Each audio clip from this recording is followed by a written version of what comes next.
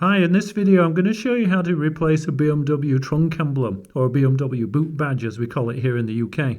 The first thing you need to do is mask off the paintwork around the boot badge to protect the paintwork. And I'm going to mask the edge of this chrome surround here as well to protect it too.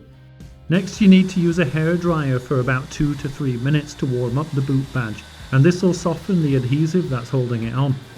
Now you need to carefully slide the edge of a screwdriver under the edge of the boot badge and then open the gap enough so that you can get your fingers in, and then it should be possible just to pull the boot badge free. Okay, so before we replace the BMW boot badge with a new one, we need to clean up the mounting point just to get any adhesive residue off of there, and that will make sure the new badge fits nice and flat. So what I've got here is some methylated spirits, but any denatured alcohol will do the job of cleaning the sticky off. And the advantage of this stuff is it doesn't leave a residue behind, and also it won't damage your paint. So just going to get some of this on a clean cloth, in this case an old sock, and get that mounting plate cleaned up. So what I did notice is some of these aftermarket badges you can actually buy with the pieces of mounting tape already on the back of them, and you're probably better off doing that. But the ones I've got, as you can see here, there's no tape on the back of them.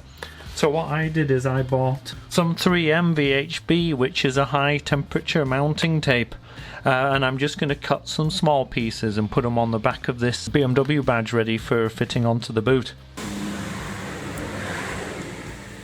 So it's quite strong stuff and it's only holding a badge on, so I don't think I need that much of it.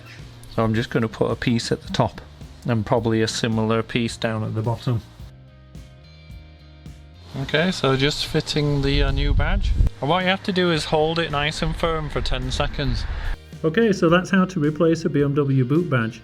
I hope you found the video useful, and if you did, then please give me a thumbs up. As always, all tools and products that I use will be linked in the description below. And if you've got any comments or questions, go ahead and post them and I'll try to help you if I can. Finally, if you liked the content and you'd like to see more, then please consider subscribing, and I'll catch you in the next video. Okay, bye for now.